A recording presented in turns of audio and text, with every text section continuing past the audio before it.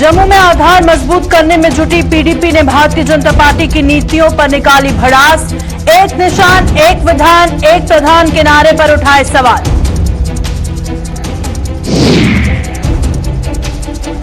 Bharatiya Janata party ने परिवारवाद की सियासत करने वाले दलों पर बोला हमला। परिसीमन आयोग के ड्राफ्ट से नाराजगी को बताया अब सत्ता न मिलने का डर।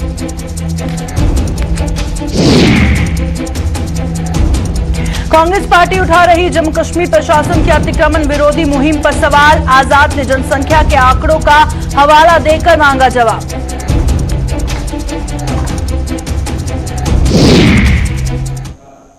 नमस्कार, जम्मू कश्मीर का ये बुलेटिन देख रहे हैं आप और मैं हूं प्रियंका गुप्ता आपके साथ। बुलेटिन की शुरुआत में बात करेंगे साउथ कश्मीर की, क्योंकि साउथ कश्मीर के बिजबिहाड़ा में जिस एएसआई को गोलियों का निशाना बनाया गया उसके हवाले से अपडेट सामने आ रहा है कि बिजबिहाड़ा में पुलिसकर्मी ने शहादत पाई है। जख्मों के ताव न सहते हुए दम तोड़ दिया है, क्योंकि थोड़ी ही देर पहले जिस तरह से श्रीनगर के नवाकदर से भी खबर सामने आई थी कि एक सिविलियन को गोलियों का निशाना बनाया गया, जिसके बाद उस सिविलियन की मौत क्या हुई। और अब जो एएसआई को बिजबिहाड़ा में गोलियों का निशाना बनाया गया उसके बाद उन्होंने जख्मों के ताव ना सहते हुए दम तोड़ दिया है और शहादत पाई है। बिजबिहाड़ा में पुलिसकर्मी के कातिलों का अभी तक कोई सुराग हाथ नहीं लगा है। सुरक्षा बलों ने तलाश के लिए बड़े स्तर पर मुहिम छेड़ी है। एएसआई मोहम्मद अशरफ ने इलाज के दौरान ही जिंदगी की जंग हार गए और श्रीनगर में भी आतंकियों ने आज एक सिविलियन की हत्या की थी। तो लगभग 30 मिनट के अंदर ही दो खबरें सामने आई, दो अटैक की खबरें सामने आई। एक श्रीनगर के नवाकदल में सिविलियन को निशाना बनाया गया और वहीं दूसरी ओर साउथ कश्मीर के बिजबिहाड़ा में एएसआई मोहम्मद अशरफ को गोलियों का निशाना बनाया गया, जिसके बाद एएसआई मोहम्मद अशरफ को गंभीर हालत में अस्पताल पहुंचाया गया और उसके बाद जख्मों के ताव न सहते हुए उन्होंने दम तोड़ दिया और शहादत पाई। बताया जा रहा है एएसआई मोहम्मद अशरफ की तैनाती बिजबिहाड़ा पुलिस स्टेशन में ही थी। चलिए रुक करते हैं साउथ कश्मीर से, हमारे साथ फिदा हुसैन ज्वाइन कर चुके हैं। फिदा, बताइएगा इस अटैक के हवाले से अभी तक क्या कुछ जानकारी सामने आई है? देखिए प्रियंका के हमले के बाद अगर हम इस हमले की बात करें कि इस हमले को अगर से सबसे पहले जो है ब्रेक किया है कि इसमें एक असिस्टेंट सब इंस्पेक्टर जो है वो गंभीर रूप से घायल हो गए हैं और घायल स्थिति में उनको सबसे पहले सब डिस्ट्रिक्ट अस्पताल लाया गया। मैं आपको बता दूं कि ये हमला तकरीबन 6 से 6:15 के आसपास हुआ है, जब सूत्रों ने बताया कि बिजबिहाड़ा में गोली चली और उसके बाद इस गोली की पुष्टि भी हुई कि हाँ वहां पर गोलियां चली और इस गोलियों की जद में एक असिस्टेंट सब इंस्पेक्टर आए जिनको काफी ज्यादा जो है वो घायल हो गए थे और घायल स्थिति में सबसे पहले उनको सब डिस्ट्रिक्ट अस्पताल बिजबिहाड़ा लाया गया। उसके बाद अगरचे उनको श्रीनगर अस्पताल लेने की कोशिश की गई, लेकिन जख्मों की ताब न लाते हुए वो जान भाग हुए हैं। उसके हमले के फौरन बाद मैं आपको बता दूं प्रियंका की उस इलाके को मुहासरे में ले लिया गया और तलाशी अभियान चलाया गया, लेकिन जो तलाशी अभियान है बताया जाता है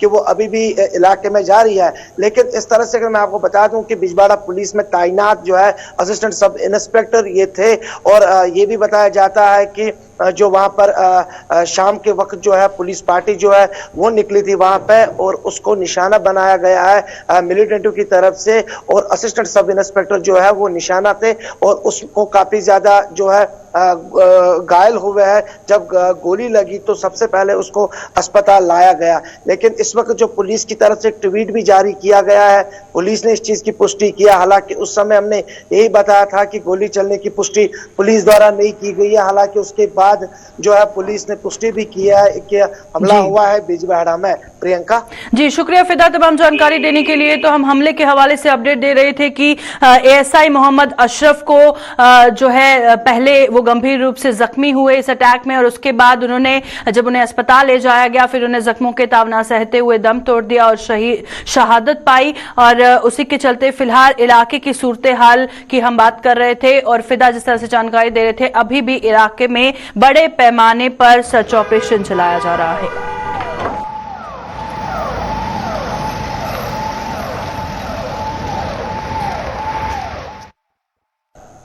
जम्मू में पीडीपी का आधार मजबूत करने में जुटी पीडीपी अध्यक्ष व पूर्व मुख्यमंत्री महबूबा मुफ्ती ने आज सुंजवा में आयोजित एक रैली के दौरान भारतीय जनता पार्टी को खूब खरी खोटी सुनाई। उन्होंने कहा कि जम्मू कश्मीर की समस्या उसी दिन से शुरू हो गई थी जिस दिन भाजपा ने एक निशान एक विधान का नारा दिया था।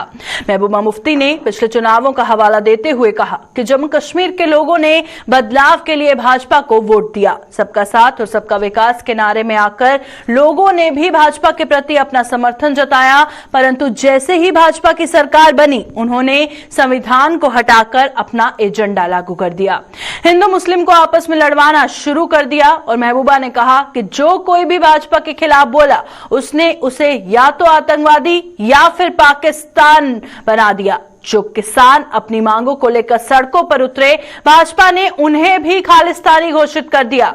उन्होंने एक बार फिर भाजपा के साथ हाथ मिलाने पर अपनी सफाई देते हुए कहा कि हमने भाजपा के साथ अटल बिहारी वाजपेयी को देखकर हाथ मिलाया था, लेकिन हमें कुछ नहीं मिला। ये जनसंघी बीजेपी पार्टी है जिन्होंने अभी इलाहाबाद की सियाही खुशी भी नहीं हुई थी, उन्होंने कहा एक संविधान एक विधान एक प्रधान, जिसकी वजह से कश्मीरियों के दिलों में शक पैदा हो गया और तब से कश्मीरी लड़ाई लड़ रहा है। अगर आप मुझे बताएंगे कि जम्मू कश्मीर की समस्या कहां से शुरू हुई तो मैं कहूंगी एक संविधान एक विधान एक प्रधान का जब नारा दिया बीजेपी वालों ने, जम्मू कश्मीर के लोगों ने, जिन्होंने जिन्ना का टू नेशन थियरी को अलग करके इस मुल्क के साथ हाथ मिलाया था शर्तों पे कि आप हमारी साथ, कश्मीर का सिख अलग है, वो पंजाब के सिख के साथ उसकी जबान जरूर मिलती है, मगर यहाँ के डोगरा, यहाँ का सरदार, यहाँ का कश्मीरी, यहाँ का राजपूत, यहाँ का गुजर, यहाँ का पहाड़ी, ये अलग है।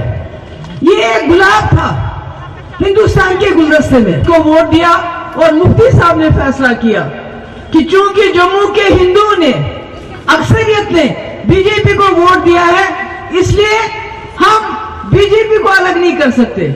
हमें जम्मू के वोट की इज्जत करके बीजेपी के साथ सरकार बना के अटल बिहारी वाजपेयी के प्रोग्राम को, पॉलिटिकल प्रोसेस को आगे चलाएंगे, जिस पॉलिटिकल प्रोसेस की वजह से हमारे बॉर्डर्स पे गोली बंद हो गई थी, जिसकी वजह से हमारे रास्ते खुले थे, जिसकी वजह से बातचीत हुई थी, जिसकी वजह से मिलिटेंसी कम हुई थी, जिसकी वजह से हिंदुस्तान और पाकिस्तान नजदीक आ गए थे, जिसकी वजह से जम्मू कश्मीर जो जंग का अखाड़ा बन गया था वो हिंदुस्तान और पाकिस्तान के बीच में पुल बन रहा था, चाहे वो रावलाकोट रोड खुल गया चाहे मुजफ्फराबाद। ये सोच के मुफ्ती साहब ने हाथ मिलाया। उसके बाद किसानों का कानून, जो कानून लोगों के खिलाफ हो वो कानून हमारे आईन के खिलाफ होता है, मगर उन किसानों को मैं सलाम करती हूं, उनको खालिस्तानी बुलाया, क्योंकि इनके सामने जो खड़ा हो जाता है, बात करता है, उसको आतंकवादी बुलाते हैं, एंटी नेशनल बुलाते हैं, टुकड़े टुकड़े गैंग बुलाते हैं। हम तो कुछ भी नहीं करते हैं, मुसलमान हमको पाकिस्तानी बुलाते हैं, मगर जब इन्होंने हमारे किसानों को खालिस्तानी बुलाया वो डरे नहीं, उन्होंने पत्थर नहीं उठाया, उन्होंने बंदूक नहीं उठाई, डट के मुकाबला किया और आज उनको कामयाबी मिली, जिसके लिए जितनी भी उनको मुबारकबाद दी जाए वो कम है। परिसीमन आयोग के ड्राफ्ट में जम्मू की 6 और कश्मीर की 1 सीट बढ़ाने पर कुछ सियासी दलों को हो रहे दर्द को भाजपा की कश्मीर इकाई ने आड़े हाथों लिया। भाजपा की कश्मीर इकाई के प्रवक्ता अल्ताफ ठाकुर ने कहा कि जम्मू कश्मीर में हमेशा परिवारवाद की सियासत करने वाले ये दल अब समझ चुके हैं कि उनके सियासत पर अब ताला लगने वाला है और यही वजह है कि वो उन्हें आयोग का ये ड्राफ्ट फूटी आंख नहीं सुहा रहा। ठाकुर ने कहा कि जम्मू की सीटें बढ़ने से मुख्यमंत्री भी जम्मू का ही हो सकता है और इसलिए अब ये दल पूरी तरह से बौखला गए हैं। इससे पहले अल्ताफ ठाकुर ने पुलवामा की राजपुरा विधानसभा में भाजपा की वर्किंग कमेटी की बैठक में भाग लेते हुए कार्यकर्ताओं से कई अहम मुद्दों पर चर्चा की।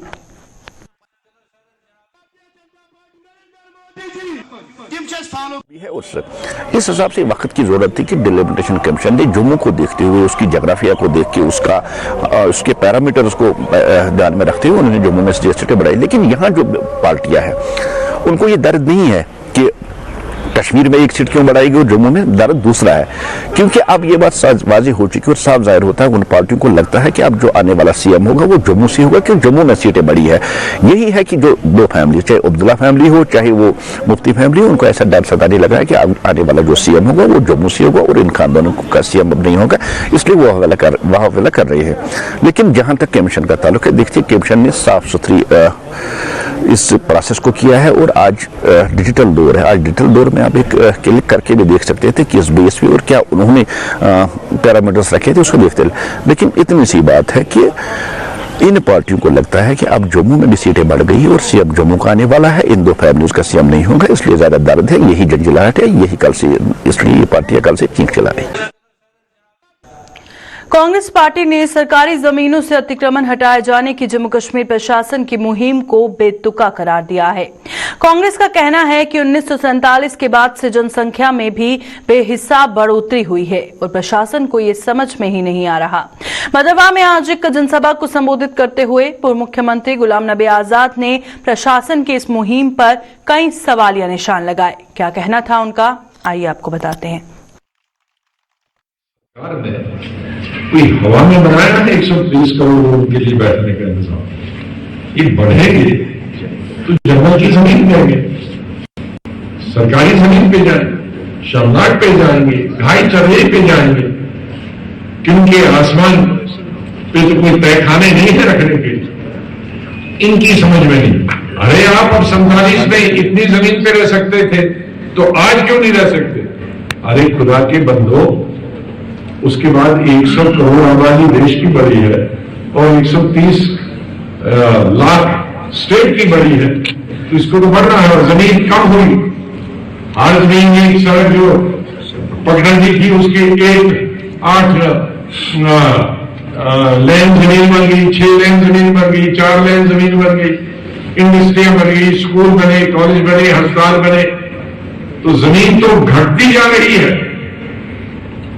तो अगर इसको हम जंगल में नहीं दें, इसको सरकारी जमीन में नहीं दें, तो इसको क्या करे इस इंसान, ये समझ में नहीं, इतना दिमाग है भी। इसलिए ऐसी सरकार जिसके पास दिमाग की कमी हो, जिसके पास आंखों की रोशनी नहीं दिखाई दे रही हो, कान इधर नहीं हो और दिल नहीं हो, उसको जाना चाहिए, घर भेज देना चाहिए। उसका धर्म जात मतलब कुछ भी हो, उसे पैक करो, घर भेज दो। जम्मू में कोरोना के नए वेरिएंट ओमिक्रॉन के आधमकने को खतरे की घंटी करार देते हुए स्वास्थ्य विभाग ने लोगों को चेताया कि अब लापरवाही बेहद भारी पड़ सकती है। जीएमसी अस्पताल के प्रिंसिपल डॉक्टर शशि सुदन शर्मा ने आज मीडिया से बातचीत के दौरान बताया कि कोरोना के नए स्वरूपों के वजूद में आने की भविष्यवाणियों की जा चुकी हैं और जो अब हकीकत में बदली दिख रही हैं। उन्होंने कहा कि अब हर किसी को कोविड एप्रोप्रिएट बिहेवियर की अहमियत को समझना होगा, क्योंकि ये वायरस इंसानों से भी बेहद चालाक है। ये जो तथ्य ऑलमोस्ट ये कंफर्म हो गया कि म्यूटेंट प्रोन जो वायरस है नियरली हमारे यहाँ भी जम्मू में भी ये पहुंच चुका है और ज़्यादा डिटेल्स रिसर्चर्स ने प्रेडिक्ट भी किया था, प्रूव भी किया था और ढूंढ भी पाए हैं, टाइम पे बता भी देते हैं कि ये ओमिक्रॉन है।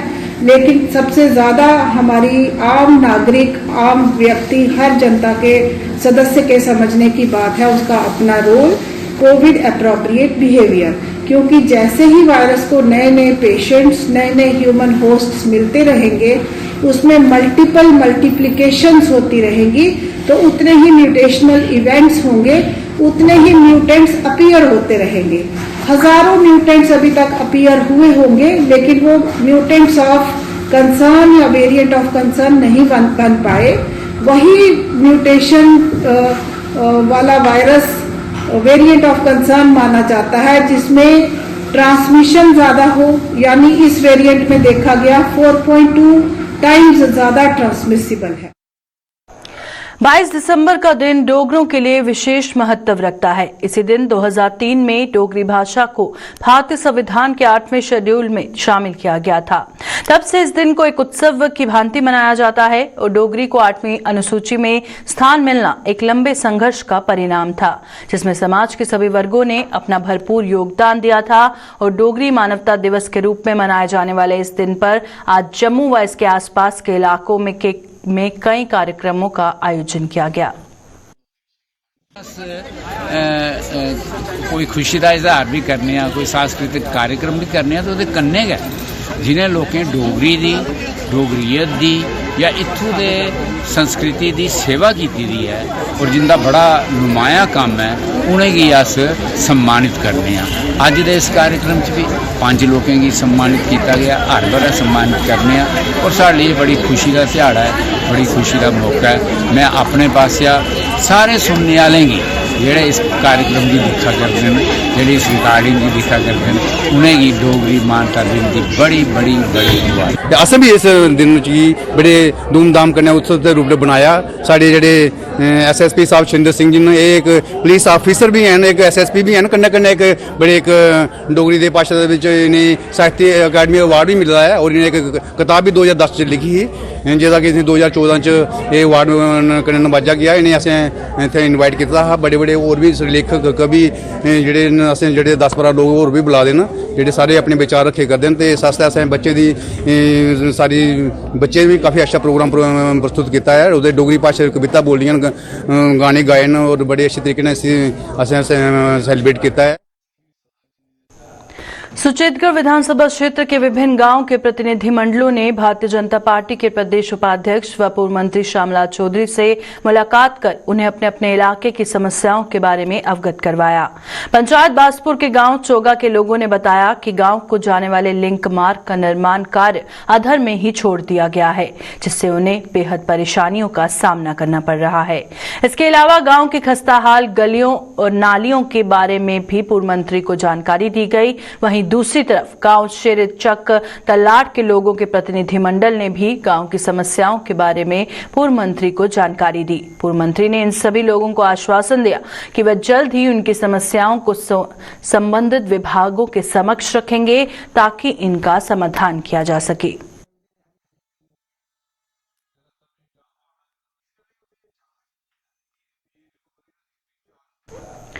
सर्दी का जोर पकड़ते ही दूर दराज के पहाड़ी इलाकों में पीने के पानी की किल्लत भी शुरू हो गई है और कोहरे के कारण कई इलाकों में सप्लाई लाइन जम चुकी है। और ऐसा ही कुछ डोडा की असर तहसील के दूर दराज के इलाके बुलंदपुर में भी देखा जा रहा है।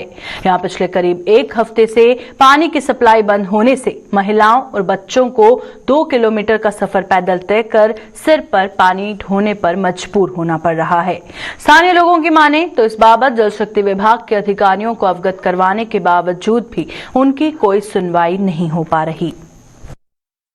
नोट हाउस के लिए जाता था तो वो पानी वहाँ के लिए बंद है और 1 हफ्ता से पीछे कोहरा लगा है और कोई जाने के लिए डिपार्टमेंट तैयार नहीं है। सर ये सबको बोला ना कि वहाँ के पानी नहीं है, वहाँ पर पानी दे दो, पानी अब बंद पड़ा हुआ है। बोलते हम देंगे मगर कोई भी सुनवाई नहीं है। सरकार बोलती है सुनवाई करेंगे, गरीब लोगों की कोई सुनवाई नहीं है। पानी बंद होता है, फिर हम अंदर ये बर्फ ले जाते हैं, फिर वो पतीले में डालते हैं और जो उसका पानी निकलता है फिर वो उससे खाना बनाया जाता है।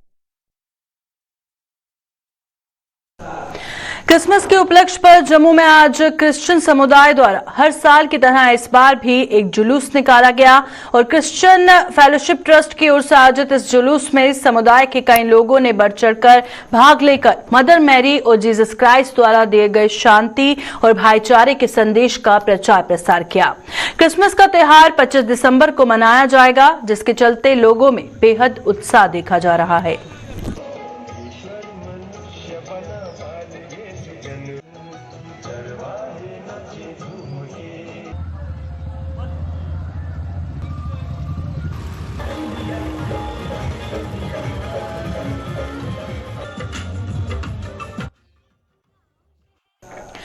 सर्दियों के जोर पकड़ते ही कश्मीर में कई गैर सरकारी संस्थाएं जरूरतमंद लोगों की मदद के लिए लगातार आगे आ रही हैं।